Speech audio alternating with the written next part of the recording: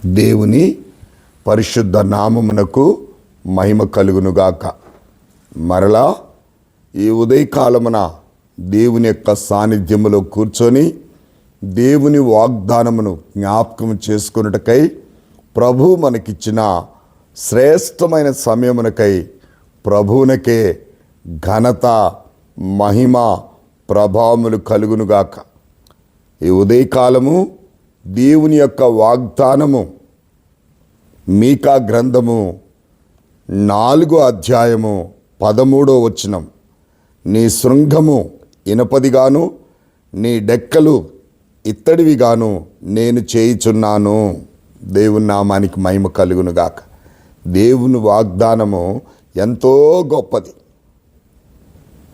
మీకా ప్రవక్త చెప్తున్న మాట, దేవుడు అతనికి ఇస్తున్న అభయము, నీ శృంగము ఇనపదిగాను, నీ డెక్కలు ఇత్తడివిగాను నేను చేయుచున్నాను.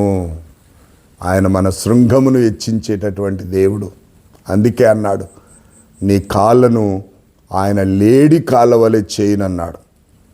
ఎత్తైన స్థలములో నిలబెడతాను అని దేవుని వాగ్దానం ఉన్నది. ప్రియులారా, ఈ మీకా గ్రంథంలో అనేకమైన విషయాలు రాయబడి ఉన్నాయి. మీకా పెద్ద ప్రవక్తలు, చిన్న ప్రవక్తలు ఉన్నారు. ఈ మీకా చిన్న ప్రవక్త.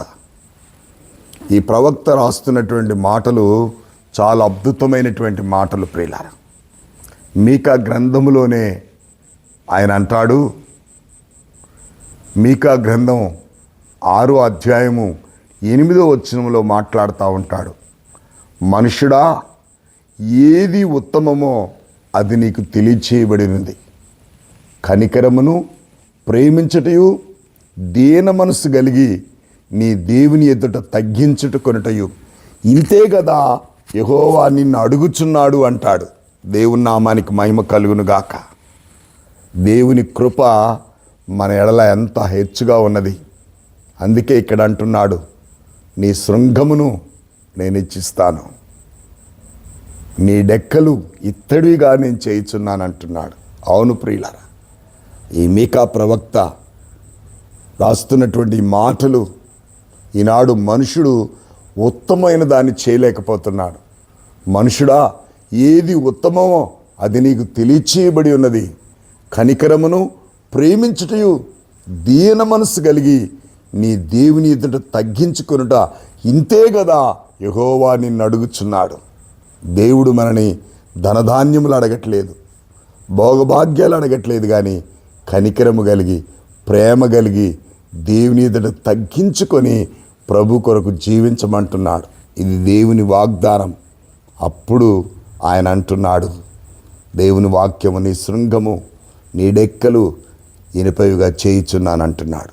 అవును, దేవుని మాట వినేవారంటే దేవుడు వారి పక్షాన ఏమైనా చేయగలడు. ఈ ఉదయకాలమున దేవుని మాట వింటే ఆయన ఎక్కలేనటువంటి ఎత్తైన కొండ ఎక్కించగలిగినటువంటి దేవుడు. ఆయనకు అసాధ్యమైంది ఏది కూడా ఈ భూమి మీద లేదు. కనుక దేవుని మాట విందాం, దేవుని మాటకు లోబడదాం, దేవుని చిత్తాన్ని జరిగిద్దాం, దేవుని ఉద్దేశాలను నెరవేర్చడానికి ఇష్టపడదాం. ఎన్ని తలచినా, ఏది అడిగినా జరిగేది దేవుని చిత్తం.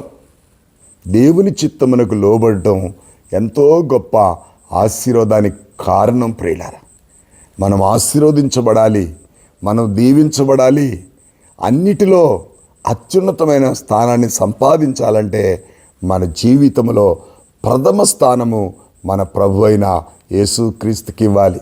అందుకే ఈ మీకా గ్రంథం 4వ అధ్యాయములో చక్కటి విషయాలు రాయబడి ఉన్నాయి. ప్రియులారా, దేవుని యొక్క దీవెనలు, యెహోవా మందిర పర్వతము, బలమైన జనము, దేవుని కొరకు జీవించే విధానము ఇక్కడ రాయబడి ఉంది.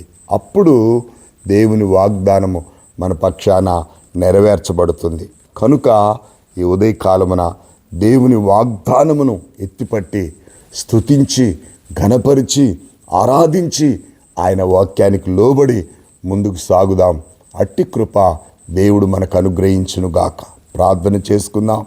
సకల ఆశీర్వాదములకు కారణభూతుడు అయిన మా తండ్రి, కృపగలిగిన మా యేసయ్య, మీరిచ్చినటువంటి వాగ్దానమును బట్టి మిమ్మల్ని స్తుతించుటకు, మిమ్మల్ని గణపరచుటకు, మిమ్మల్ని ఆరాధించుటకు, మీ చిత్తము నిరంతరము జరిగించుటకు, నీ మహిమ కొరకు మమ్మల్ని వాడుకుంటూ రమ్మని, నీ నామ ఘనత కొరకు మేము జీవించే వారిగా మమ్మల్ని ముందుకు నడిపించి మీరే ప్రభువా ఘనత, మహిమ, ప్రభావములు పొందుమని యేసుక్రీస్తు నామములో అడిగి వేడుకొనుచున్నాను తండ్రి. ఆమేన్. దేవుని పరిశుద్ధ నామానికి మహిమ కలుగునుగాక. ఈ ఉదయకాలం వాగ్దానాన్ని ఎత్తిపట్టి దేవుని స్తుతించండి, ఇతరులకు షేర్ చేసి ఆశీర్వదించబడండి. God bless you all.